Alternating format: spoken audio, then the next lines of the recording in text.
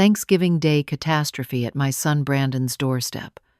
Standing there holding my famous apple cranberry pie, watching his wife Amanda whisper frantically behind him. "Sorry, Mom. The food was only made for immediate family," Brandon announces, blocking the entrance. 27 years of raising him alone after his father left. 27 years of sacrifices, college tuition payments, down payment, help for this very house. Now I'm apparently not immediate family anymore. The door closes with a soft click that echoes through my chest like a gunshot. I sat in my car for what felt like hours, but was probably only 10 minutes, staring at that closed door. My hands gripped the steering wheel so tight my knuckles had gone white. The pie sat cooling on the passenger seat, its golden crust perfect, after 3 attempts to get it just right. I had driven 45 minutes through holiday traffic, singing along to Christmas carols on the radio, anticipating this moment for weeks. The drive home passed in a blur of suburban streets, lined with houses glowing warm with family gatherings. Every window seemed to mock me, with scenes of togetherness I had just been denied. When I pulled into my apartment complex, the silence hit me like a physical weight. No children's laughter, no kitchen chaos. No Brandon's voice calling me from the living room, asking when dinner would be ready. I climbed the stairs to my second-floor apartment, each step heavier than the last. Inside, my dining room table stood ready for 10 people. I had spent days preparing, buying a larger turkey than I needed, making Brandon's favorite stuffing with sage and cranberries, setting out my grandmother's china that only appeared on special occasions. The irony burned through me like acid. I had always been the one to include everyone. When Brandon was growing up, our Thanksgiving table welcomed his friends, whose families lived far away, elderly neighbors with nowhere to go, anyone who needed a place to belong. Memories crashed over me as I stood in my empty kitchen. Brandon at age 8, helping me make his first pie after his father had died in that construction accident. The insurance money had barely covered the funeral costs, leaving me to figure out how to support us both on my hospital administrator's salary.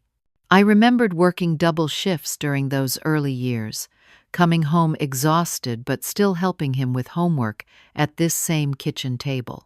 The financial sacrifices rushed back with painful clarity. Selling my grandmother's sapphire ring to pay for Brandon's engineering textbooks. Taking out a loan against my retirement fund when he needed money for his senior project. Postponing my own dental work for 2 years so he could afford the internship in Seattle that launched his career.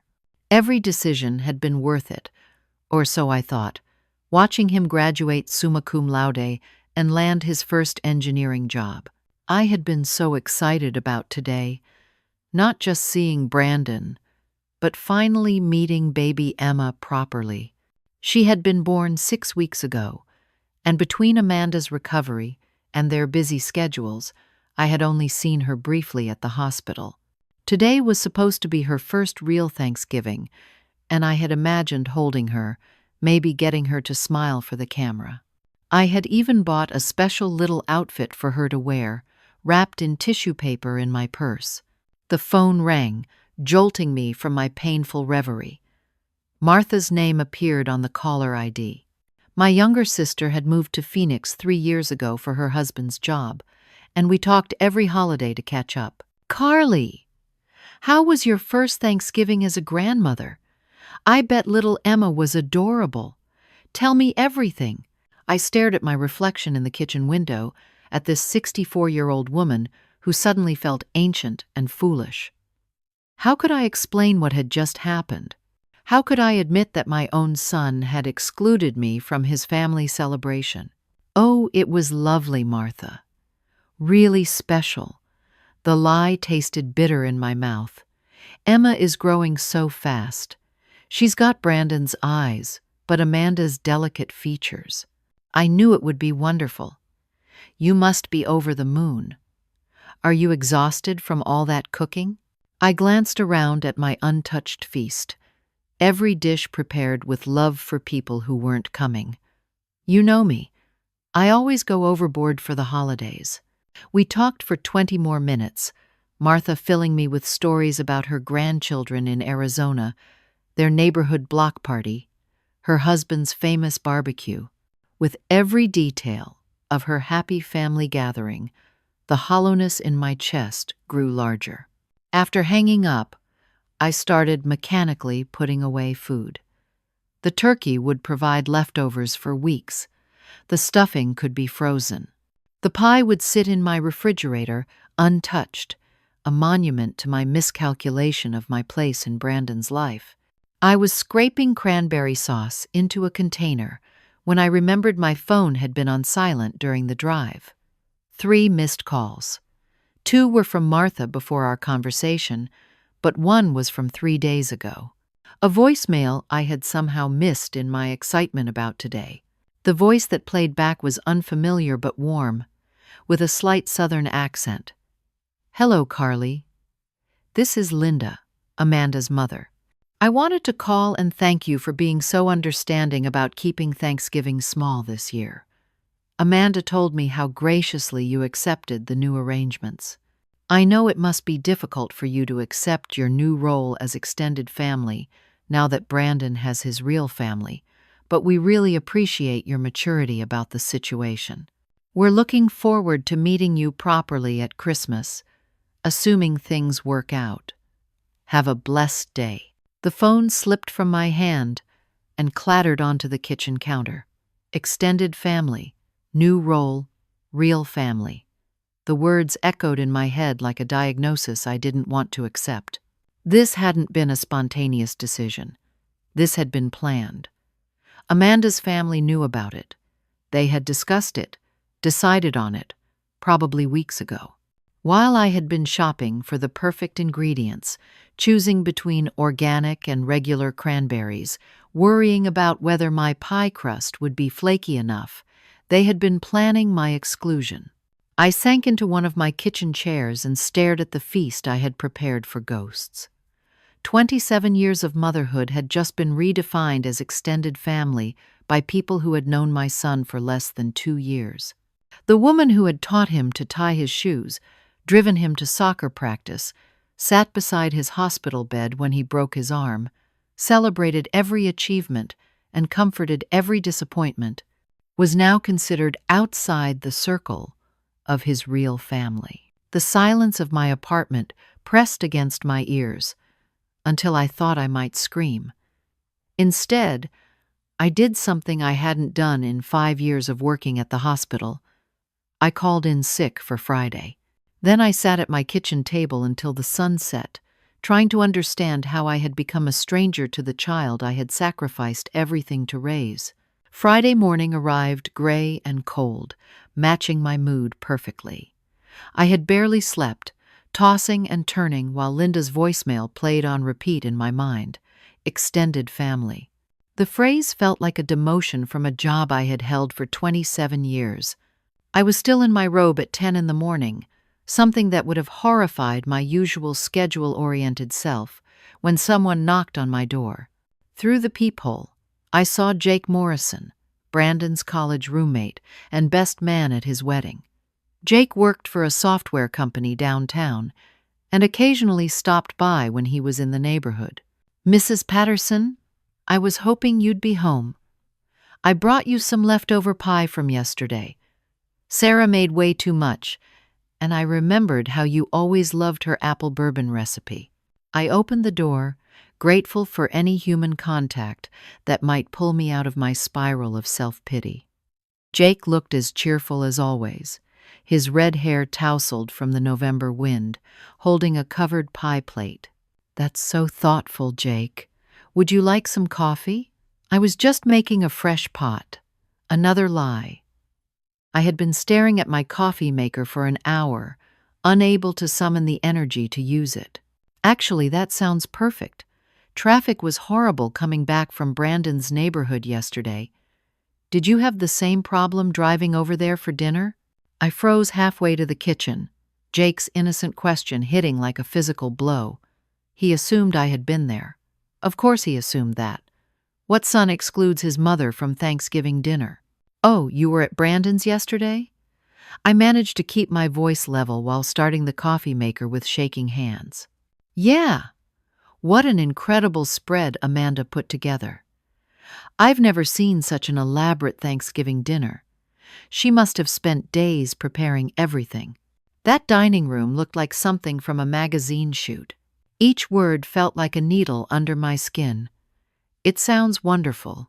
Was it a large gathering? Pretty good-sized. Amanda's parents came up from Richmond. Her brother and his wife drove down from Baltimore. Even that friend of hers from California was there, Tyler something. Amanda said he was going through a rough divorce, so they wanted to make sure he wasn't alone for the holidays. Really thoughtful of them. Tyler. Amanda had invited her friend from California to take my place at the table. I gripped my coffee mug so hard I was surprised it didn't shatter. The baby must have enjoyed having so many people around, I said, fishing for more information while my heart hammered against my ribs. Oh, Emma was the star of the show. She looked so cute in that little green dress. Everyone was taking pictures. Amanda's mom couldn't stop fussing over her. And Tyler was actually really great with kids, kept making Emma laugh during dinner. Brandon seemed a little tense, but Amanda's family really made him feel welcome. The green dress. I knew exactly which one Jake meant, because I had made it myself, spending weeks hand-embroidering tiny flowers around the collar.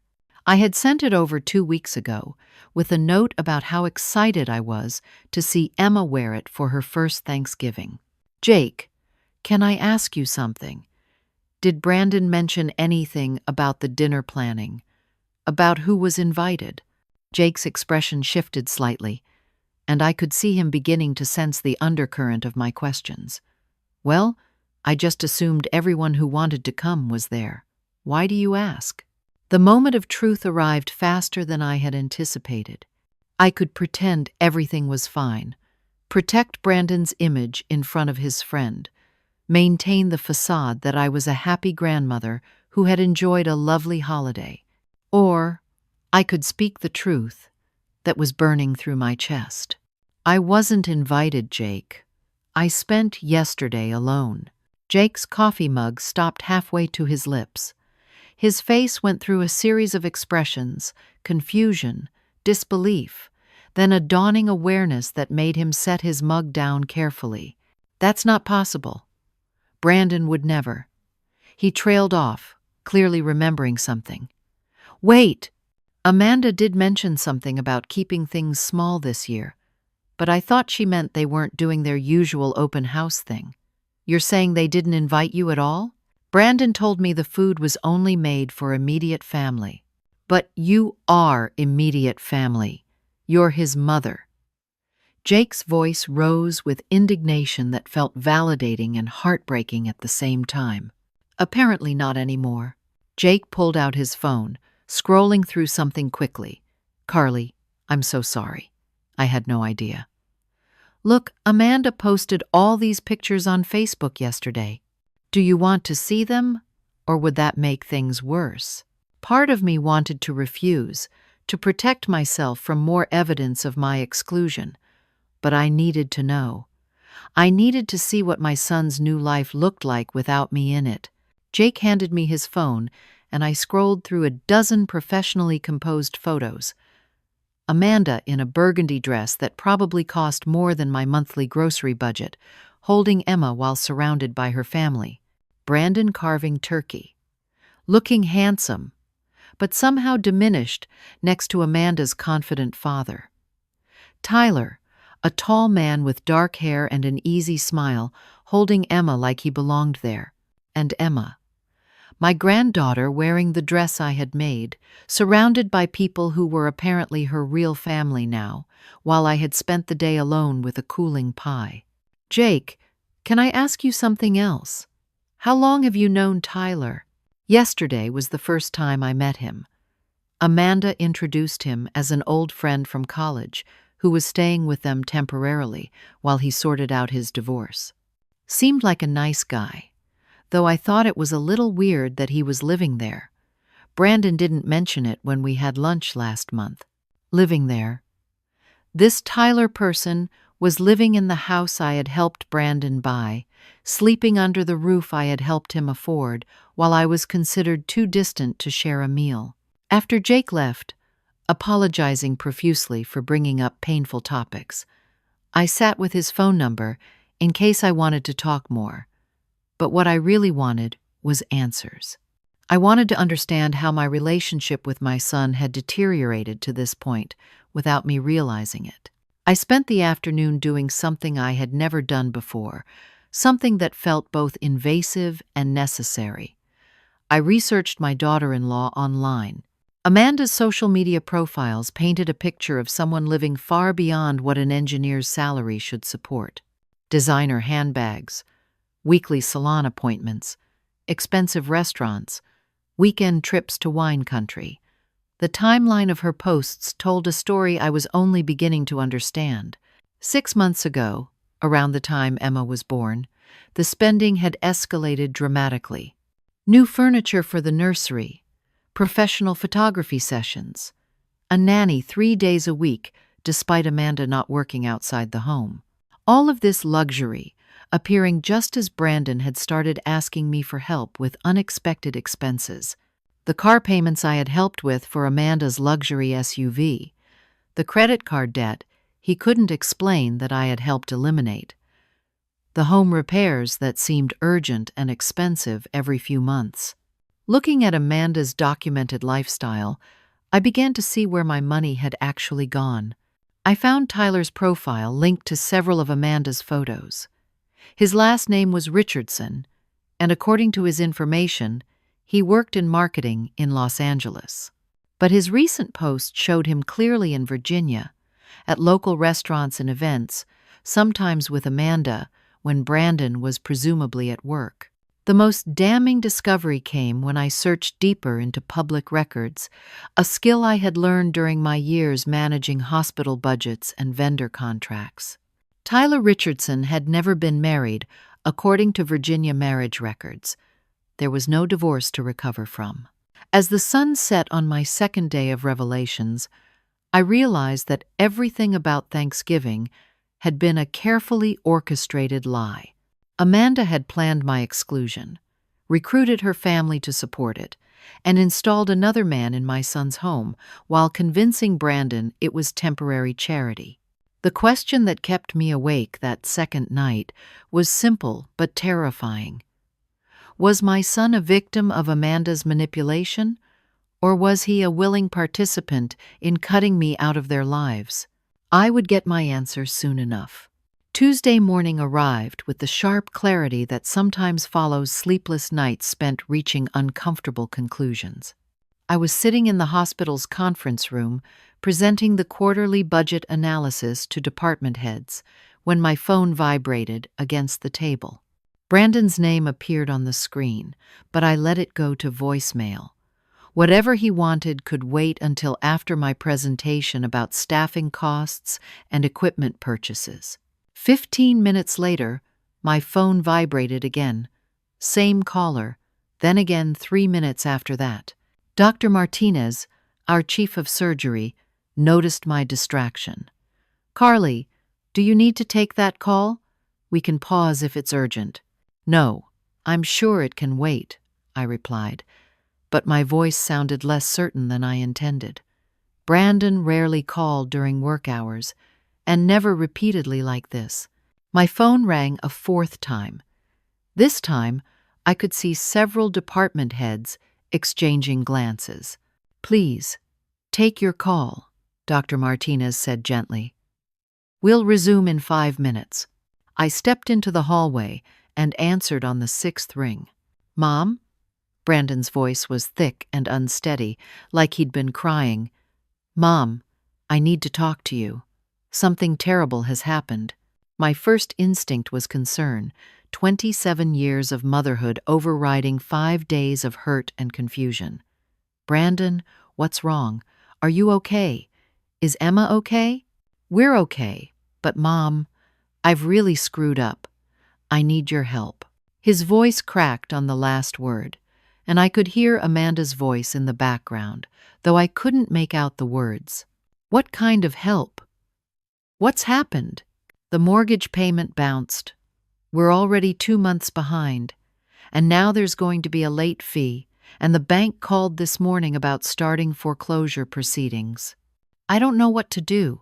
I leaned against the hospital corridor wall, watching nurses and doctors hurry past with their urgent purposes, while my son's life apparently crumbled through the phone.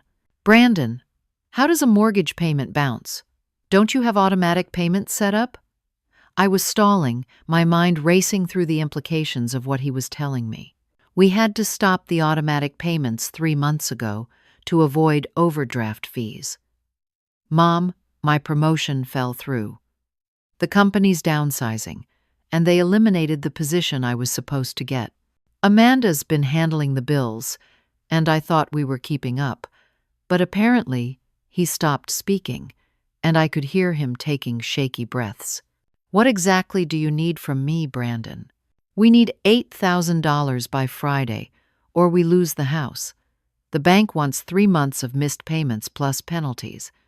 And then we need help with the monthly payments going forward until I can find something better. $8,000. I calculated quickly in my head. That was my entire emergency fund, money I had been saving for 10 years to ensure I could handle unexpected medical expenses or help with retirement. Money that was supposed to protect my future. Brandon, that's a lot of money. What happened to the emergency fund you and Amanda were supposed to be building? Amanda's voice became louder in the background, and I could hear her coaching him. Tell her about Emma. Tell her about the insurance. Mom, our health insurance lapsed when I didn't get the promotion. Emma's been to the pediatrician twice this month for ear infections, and we had to pay cash. Amanda's been stressed about money, and it's affecting her milk supply, so Emma isn't nursing well, and we've had to supplement with expensive formula. I closed my eyes, recognizing the manipulation technique, but still feeling the pull of my granddaughter's needs. Have you looked into temporary insurance? There are programs for situations like this. Mom, you always figure things out. You always know what to do. You helped me through college. You helped me buy the house. You've always been there when I really needed you. His voice took on the pleading tone I remembered from his teenage years when he wanted something badly. What about Amanda's family? Her parents seemed well established when I met them at the wedding. Surely they could help with a family emergency.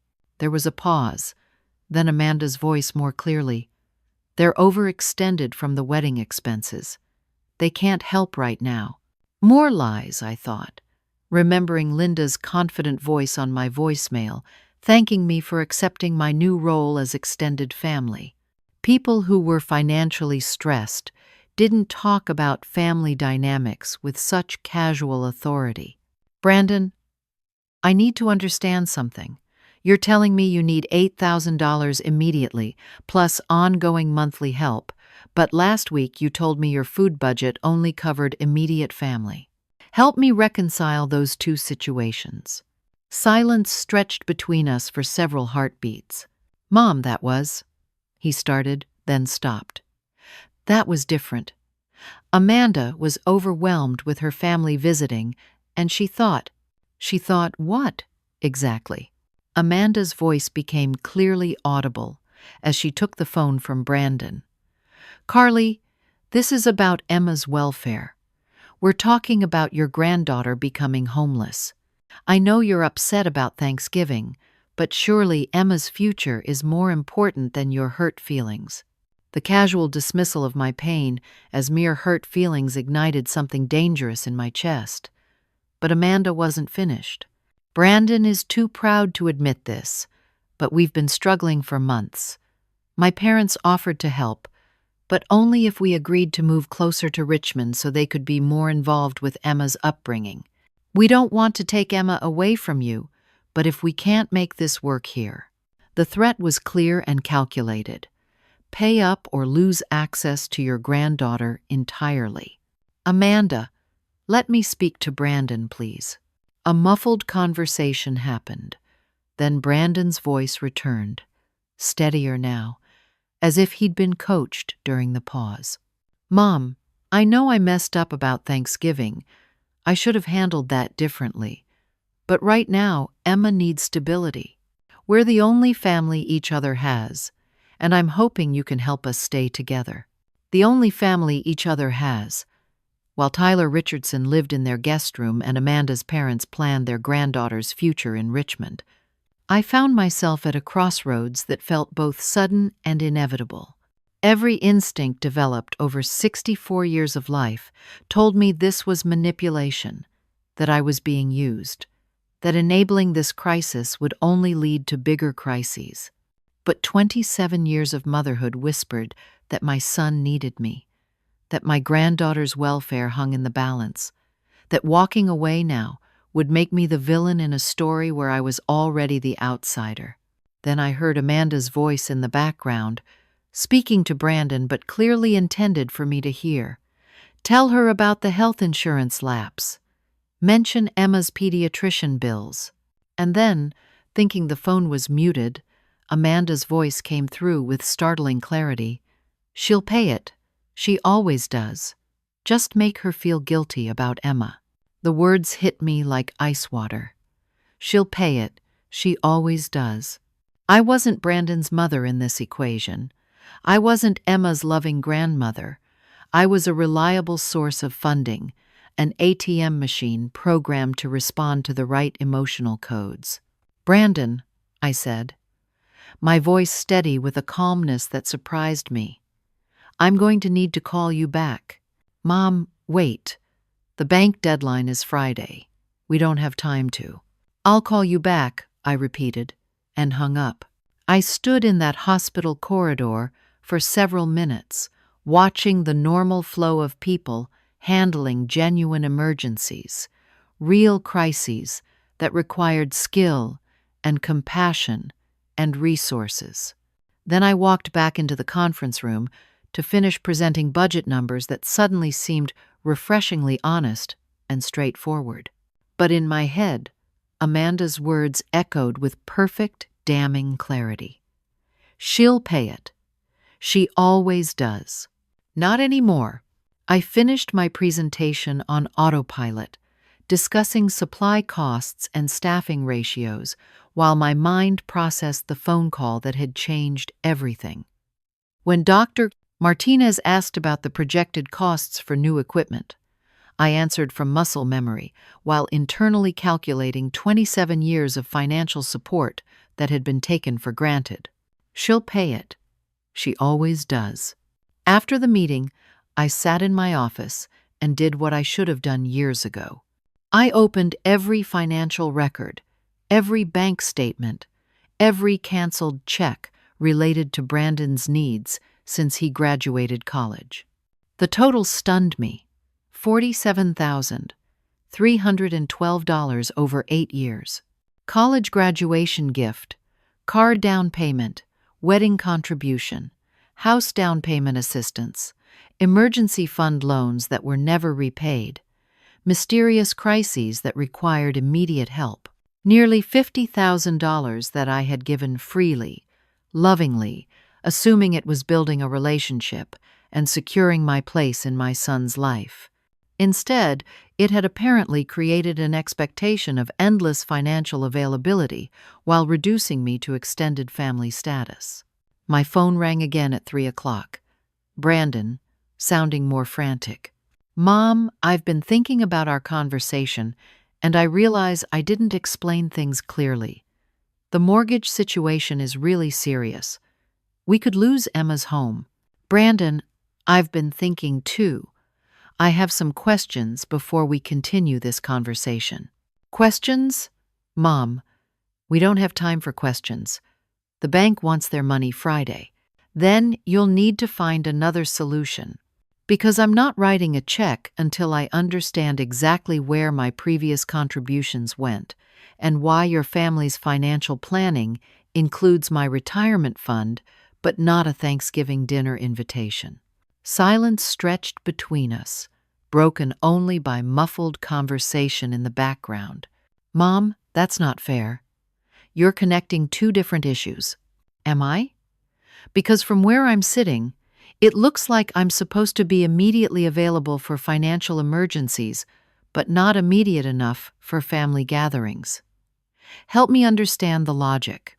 Brandon's voice became defensive, taking on the tone he'd used as a teenager when caught in contradictions.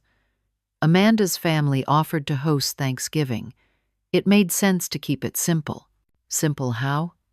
By inviting Tyler Richardson instead of me? Dead silence. Then, how do you know about Tyler? I know quite a lot of things that might surprise you, Brandon. For instance, I know Tyler's been living in your guest room. I know he's never been married despite the divorce story. And I know Amanda's parents aren't financially overextended from wedding expenses. More muffled conversation, Amanda's voice rising in pitch. Brandon, I want to see complete financial records before I consider any assistance. Bank statements, credit card bills, expense records, everything. I want to understand exactly how you got into this situation and where my money has gone over the years. You want to audit us? Mom, we're your family. Actually, according to Amanda's mother, I'm extended family now, so I suppose I should treat this like any other loan request from an extended family member. Full documentation, clear repayment terms, legal protections. I can't believe you're being so cold about this. Emma is your granddaughter. Yes, she is. And that's exactly why I want to understand how her college fund money has been spent on luxury cars and spa treatments while her parents face foreclosure. I hadn't actually confirmed that Emma's college money had been misused, but Brandon's sharp intake of breath told me I'd struck close to the truth. We never touched Emma's college fund, he said quickly. Good. Then you'll have no problem showing me the account statements to prove it. Amanda's voice became loud enough for me to hear clearly. She's being unreasonable. Tell her we'll just move to Richmond if she won't help family. Brandon, let me be very clear about something. If you choose to move to Richmond to be closer to Amanda's family, that's your decision to make. But don't use that as a threat to extract money from me. I won't be manipulated. Mom, please. We're desperate. I don't know what else to do. And there it was. The admission I'd been waiting for.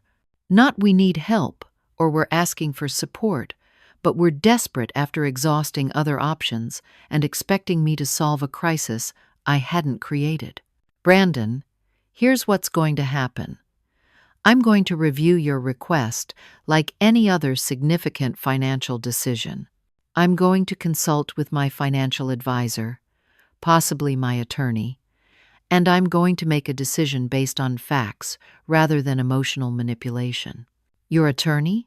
Mom, you're treating us like strangers. No, I'm treating this like the business transaction Amanda apparently thinks it is. People who love and respect each other don't exclude family from holidays and then demand financial support when convenient. I hung up before he could respond. For the first time in 5 days, I felt something besides hurt and confusion. I felt powerful. That evening, I called Tom Morrison, the financial advisor who had been handling my retirement planning for 12 years. Tom had watched me struggle with Brandon's financial needs before, gently suggesting boundaries that I had ignored. Carly, I have to ask, is this about the money you've been lending your son over the years? How did you know? Because you've mentioned feeling stretched thin by family obligations several times, and your emergency fund has been depleted and rebuilt multiple times since your son graduated. I've been wondering when you'd reach this point. Tom's office the next morning was comfortable and professional, decorated with family photos that reminded me of what healthy relationships looked like. He had reviewed my accounts overnight and prepared a summary that made my financial history look like a case study in enablement. Carly, you've essentially funded a lifestyle that your son's income couldn't support. Based on what you've told me about their expenses, they've been living at a level that required your contributions to maintain. Is there any legal recourse for money I've already given? As gifts, probably not. But going forward, any significant assistance should be structured as a formal loan with clear terms and collateral. And if I choose not to provide assistance, then your son and daughter-in-law will need to face the consequences of their financial decisions and learn to live within their means. It might be the kindest thing you could do. Tom helped me prepare a response that felt both protective and empowering. If Brandon wanted my help, he would need to provide complete financial disclosure, agree to credit counseling, restructure their spending, and sign legal documents, treating any assistance as a loan secured by their house. Most importantly, any future relationship would respect my role as Emma's grandmother, including regular access and involvement in decisions affecting her welfare. I called Brandon that afternoon with my terms. "Mom, these conditions are insulting. You're treating us like irresponsible children. Brandon, you're 30 years old, with a wife and child, asking me to fund your lifestyle while excluding me from your family. If you want to be treated like a responsible adult, start acting like one. I can't believe my own mother is abandoning us when we need her most. I'm not abandoning you. I'm refusing to enable you. There's a difference, and it's time you learned it." After I hung up, I felt something I hadn't experienced in years: peace with my decisions, confidence in my boundaries, and for the first time since Thanksgiving, genuine hope that this crisis might lead to something better than the dysfunctional relationship that had been slowly destroying my sense of self-worth. But I also felt something else: determination to find out exactly what had been happening in my son's house and whether the story I'd been told contained any truth at all. The week following my ultimatum to Brandon passed quietly, at least on the surface. No frantic phone calls, no emergency meetings, no tearful pleas for reconsideration. The silence felt both peaceful and ominous, like the calm that precedes a dangerous storm. I spent those days doing something that would have seemed unthinkable a month earlier. I hired a private investigator. David Chen had been recommended by Tom Morrison, who occasionally used investigative services for insurance fraud cases.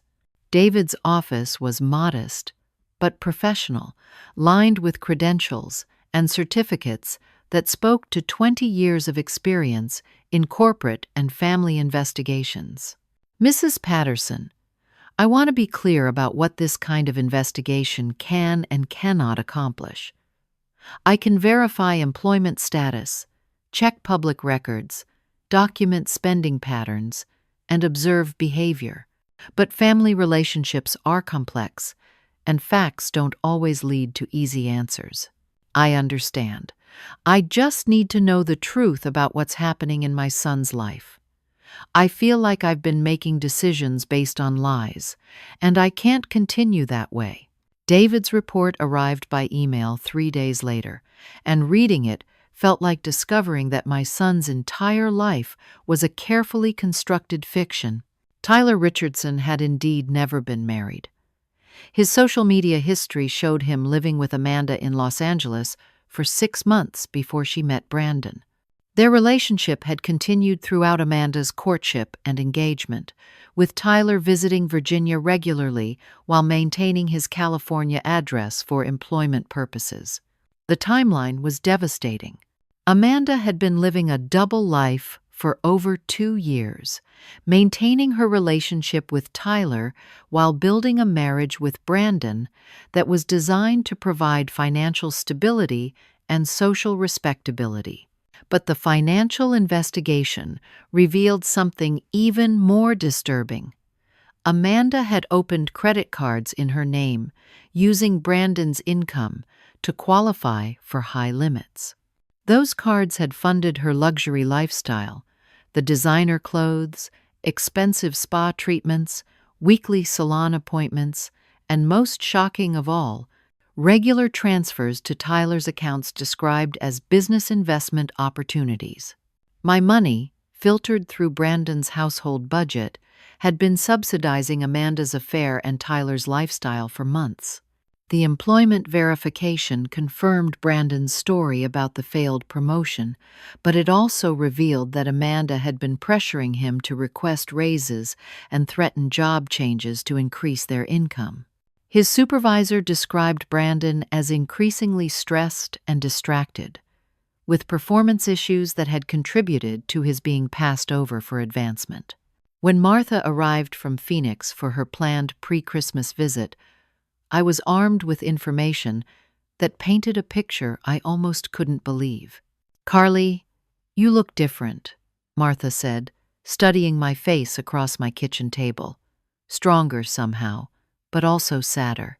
Martha had retired from an accounting firm in Phoenix, and her expertise in financial analysis proved invaluable as we reviewed David's report together.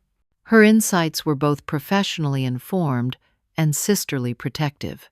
"This isn't just about money, Carly. This is about systematic manipulation and possibly criminal fraud. If Amanda has been using Brandon's income to qualify for credit without his knowledge of how that credit is being used, that's potentially grounds for prosecution." But what about Brandon? How could he not know about thousands of dollars in credit card spending? Men can be remarkably naive about household finances, especially when they trust their wives to handle the details. But more importantly, Amanda has been creating financial stress that makes Brandon dependent on your help, while simultaneously destroying his earning potential at work through the pressure she's putting on him. Martha helped me understand something crucial. Brandon might genuinely be a victim, not just of Amanda's deception, but of a calculated plan to isolate him from other support systems while making him financially desperate. We decided to dig deeper into the mortgage crisis. Public records showed that Brandon and Amanda had indeed missed payments, but they also showed something else. A second mortgage taken out 3 months after Emma's birth, with Brandon's signature, but using my name as a reference, claiming I had promised ongoing financial support. "Carly, this could be fraud," Martha said, her voice grim. "If you never agreed to provide ongoing support and never signed anything acknowledging that commitment, using your name to secure additional credit could be illegal." I stared at the document David had obtained, seeing my name typed neatly under emergency financial contact, with a notation that I had verbally committed to monthly assistance as needed. Brandon's signature was there, but I wondered whether he had read that section carefully or whether Amanda had handled the paperwork and simply told him where to sign. The medical expenses Brandon had mentioned proved to be partially true, but dramatically exaggerated. Emma had been seen by a pediatrician twice, but for routine checkups, not emergency ear infections. The insurance lapse was real, but it had occurred because Amanda had stopped paying the premiums without telling Brandon, not because his lost promotion affected their coverage. David's surveillance over the past week painted a picture of a household in crisis, but not the crisis I had been told about. Tyler was indeed living in the house, sleeping in the master bedroom with Amanda while Brandon had been relegated to the guest room. Emma spent most of her day with a nanny, whose wages were being paid by credit card, while Amanda and Tyler went to restaurants, movies, and shopping trips that suggested no awareness of impending financial doom. Most heartbreaking of all, Emma appeared to be thriving despite the chaos around her, but she was clearly being cared for primarily by the nanny, while her parents focused on their own drama. "Martha, what if I've been completely wrong about this situation? What if Brandon really doesn't know what's happening in his own house? Then he's going to need help to understand it, and he's going to need support to deal with it. But that's very different from enabling Amanda's manipulation." We spent the evening planning what Martha called an intervention, but what I thought of as the most difficult conversation of my parenting career. Because if Brandon was truly unaware of Amanda's betrayal, then telling him would shatter his world. And if he was complicit, then confronting him would end our relationship permanently. Either way, the truth was about to change everything. But first, David called with one more piece of information that made everything else pale in comparison. "Mrs. Patterson, I need to tell you something that wasn't in my written report. I've been doing additional research, and I found something that changes the legal situation significantly." "What kind of something?" "Amanda Richardson and Tyler Richardson aren't former boyfriend and girlfriend. They're married, have been for 2 years. Amanda's marriage to your son is bigamous and therefore invalid. Everything about her identity has been a lie designed to access your family's resources." I set the phone down carefully and looked at Martha, who had heard enough of the conversation to understand. "Oh, Carly," she whispered, "your son isn't just being manipulated. He's been the victim of an elaborate con game. The question was, how much did he know?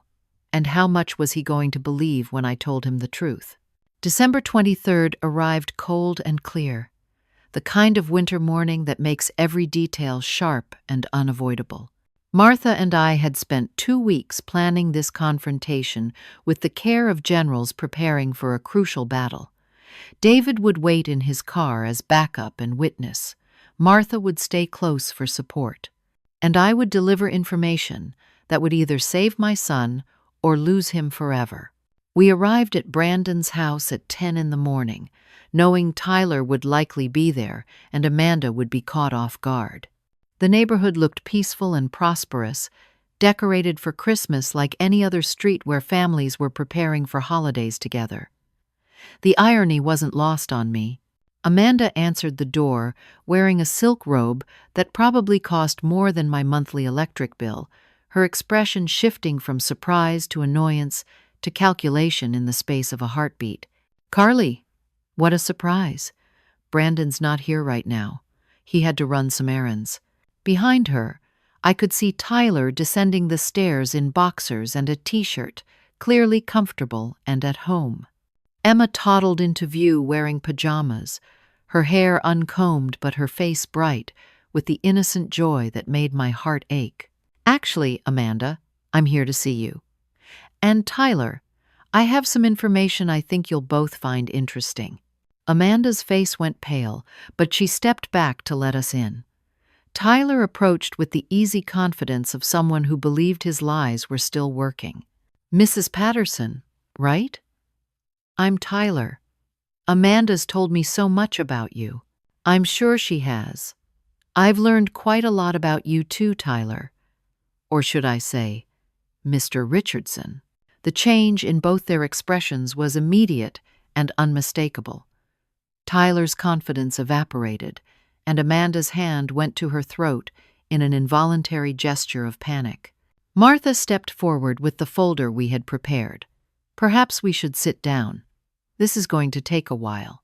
"I don't think that's necessary," Amanda said quickly. "Brandon isn't here, so whatever this is about should wait until he gets back." "Oh, but this concerns you directly, Mrs. Richardson. Both of you."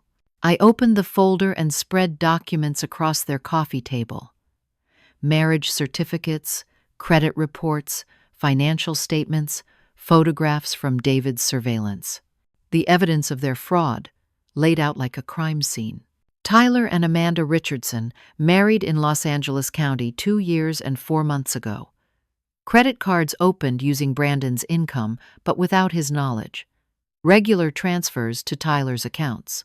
A second mortgage obtained using false information about my financial commitments. Amanda sank into her chair, her silk robe suddenly looking like a costume she was no longer able to maintain. Tyler remained standing, but his posture had shifted to something defensive and dangerous. "I don't know what you think you've discovered, but you're making some serious accusations," Tyler said, his voice taking on an edge that made Martha step closer to me. "I'm not making accusations. I'm presenting facts. The question is what Brandon knows about any of this. As if summoned by his name, the front door opened, and Brandon walked in carrying coffee and what looked like legal documents.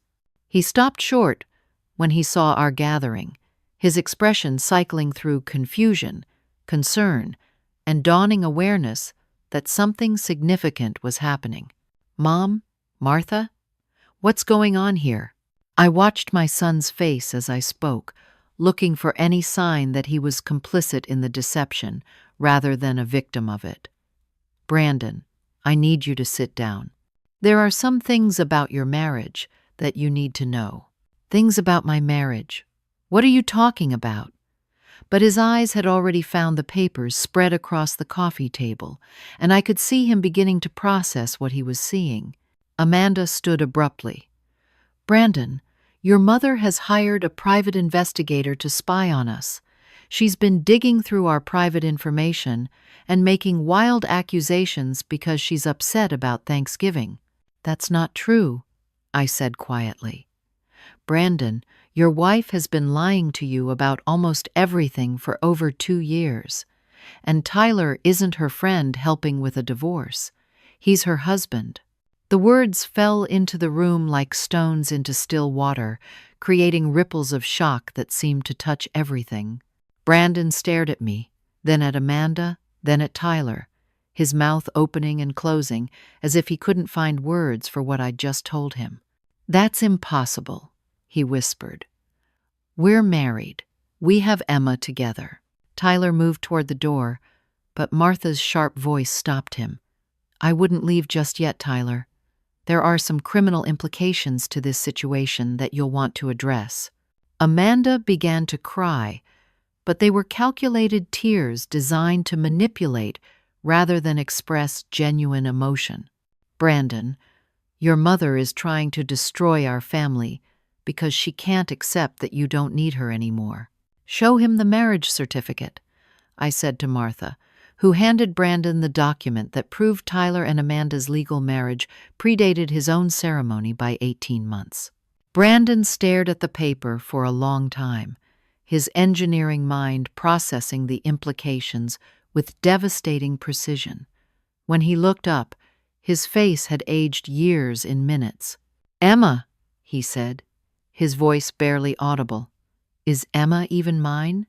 The question hung in the air like a toxic cloud.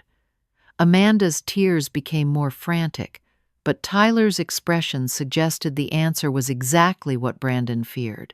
That's when Emma herself wandered into the room, drawn by the unusual gathering and the tension she couldn't understand but could certainly feel. She looked around at all the adults, then toddled directly to me with the innocent certainty of a child who recognized love when she saw it. "Gamma Car," she said, holding up her arms to be picked up. It was the first time she had ever spoken my name, the first time I had held her since the hospital where she was born.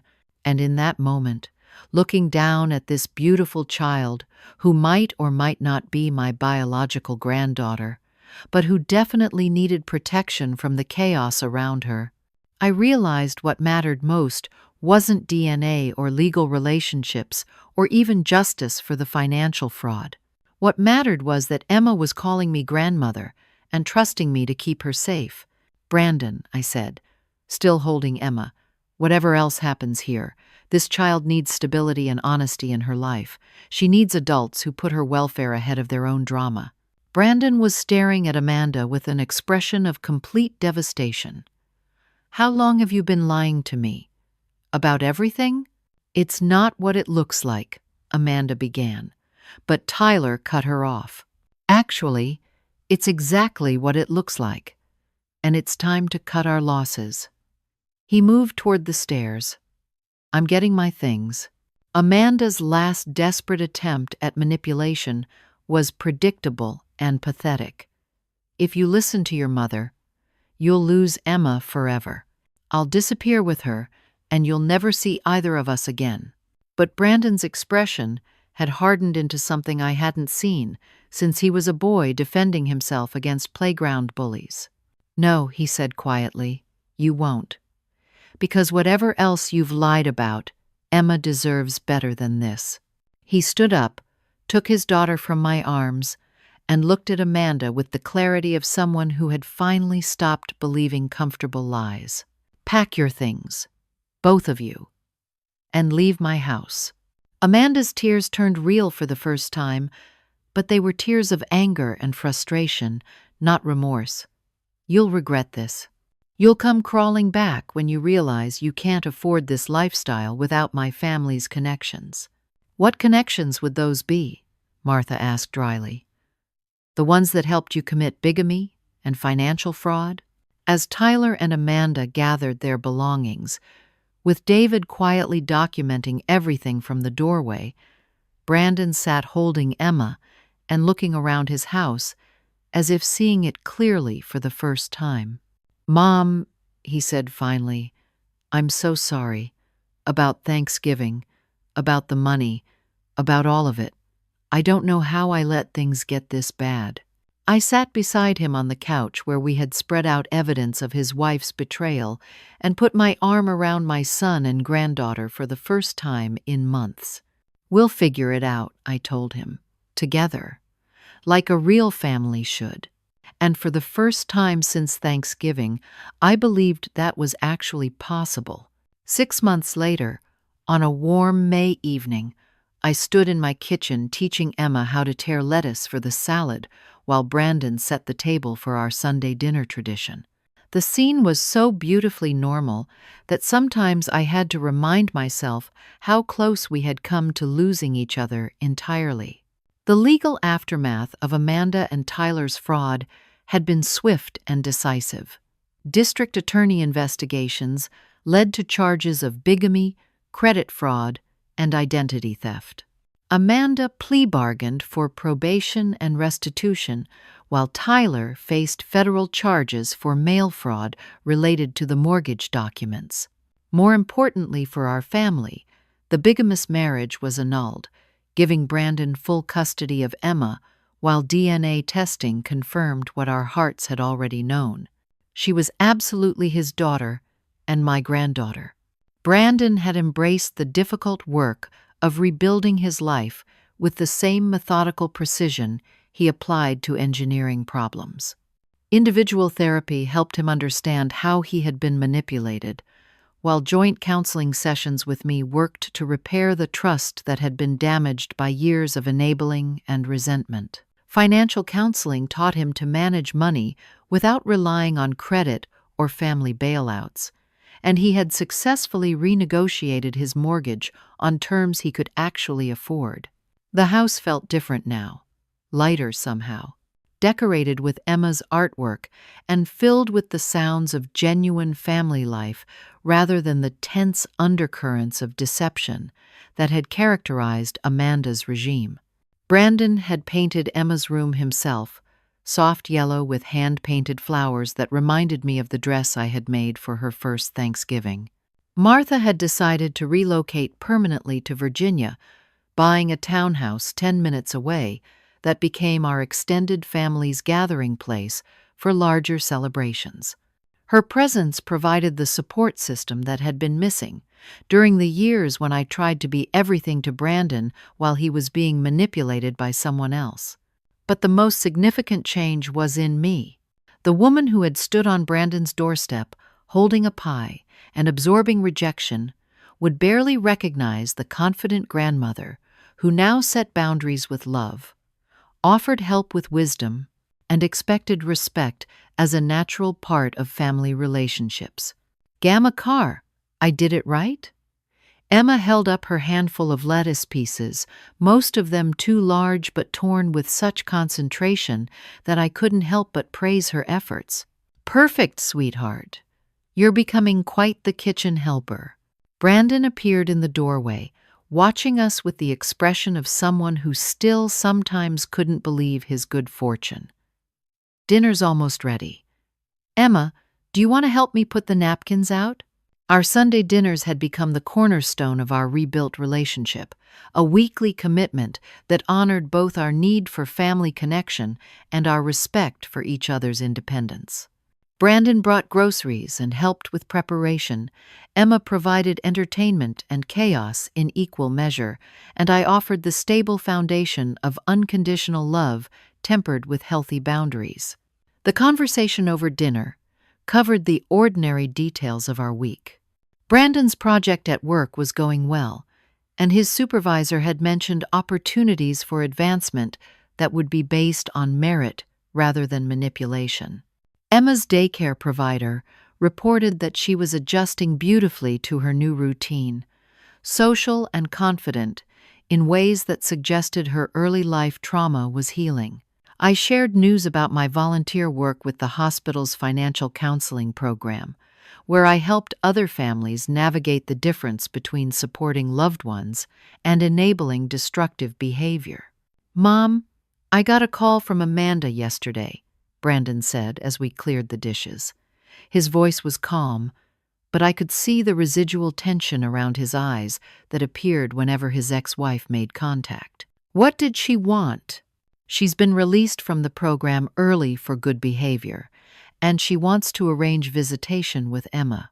Emma was playing in the living room, building elaborate structures with blocks while we talked in the kitchen. The question of Amanda's relationship with her daughter had been painful and complex, requiring careful navigation between Emma's need for connection and protection from further instability. "How do you feel about that?" "Honestly, terrified, but also like it might be necessary for Emma's sake. She asks about Amanda sometimes, and I don't want her to grow up thinking her mother abandoned her entirely." Martha joined us in the kitchen, arriving with her usual perfect timing for family discussions. "What are we talking about?" "Amanda wants visitation," I explained. "Supervised visitation, I hope," Martha said, her accountant's mind immediately jumping to risk management. "Yes, through the Family Services Program, and only if she completes parenting classes and continues counseling." Brandon sat down heavily in one of my kitchen chairs. "I never thought my life would involve court orders and supervised visits. But look at what you've built instead," I pointed out, gesturing around my kitchen where Emma's drawings decorated the refrigerator and her booster seat sat ready for our next meal. "This is real family, Brandon. Messy and imperfect and honest." The evening wound down with our usual routine. Emma's bath in my deep, old-fashioned tub with the special toys that lived at Gamma's house, story time on the couch with all 3 adults participating in the dramatic reading, and then the transfer to Brandon's car with sleepy hugs and promises to see each other soon. After they left, Martha and I sat in my living room with tea, reflecting on how dramatically our family landscape had changed. "Do you think you'll ever trust your instincts about people the same way again?" Martha asked. "I think I'll trust them more, actually. I ignored warning signs about Amanda because I wanted Brandon to be happy, and I wanted to believe in his choices. But my instincts were telling me something was wrong from the beginning. I just chose financial enabling over honest communication. And now? Now I know the difference between helping someone you love and being used by someone who doesn't respect you. I know that real family relationships survive boundaries and honest conversations, while false ones crumble under scrutiny." Martha smiled. "You sound like someone who's learned something important about love." "I learned that love without respect isn't actually love. It's just need dressed up in prettier clothes. And I learned that being a good mother sometimes means disappointing your child in the short term to protect them in the long term." The wisdom hadn't come easily or without cost. There had been nights of doubt, days when I wondered if I had been too harsh, moments when Brandon's struggle to rebuild his life made me question whether I should have just paid the money and preserved the peace. But watching him grow into genuine confidence, seeing Emma thrive in an environment of honesty and stability, and experiencing the deep satisfaction of relationships built on mutual respect rather than financial dependency, had convinced me that the difficult path had been the right path. 6 months earlier, I had been a lonely woman carrying a pie to a house where she wasn't wanted, defined by her utility rather than her worth. Now, I was the cornerstone of a small but genuine family that chose to include me not because they needed my money, but because they wanted my love. The difference was everything. As I locked my door and turned off the lights, I thought about the Christmas decorations stored in my closet, waiting for the holiday that would mark 1 full year since everything changed. This year, Emma would help me decorate the tree, Brandon would carve the turkey, and Martha would bring her famous cranberry sauce. Tyler and Amanda would be footnotes in our family history rather than active threats to our happiness. And I would serve the meal knowing that everyone at my table had chosen to be there, not because they needed something from me, but because we belonged together. The thought filled me with a peace deeper than any I had known in years. Before I finish my story, I want to ask you something. Have you ever found yourself giving to family members who seem to take your love for granted? Have you struggled with the line between supporting someone you care about and enabling their poor choices? How did you find the courage to set boundaries when it felt like you might lose the relationship entirely? I discovered that real family love grows stronger when it's built on mutual respect and honest communication.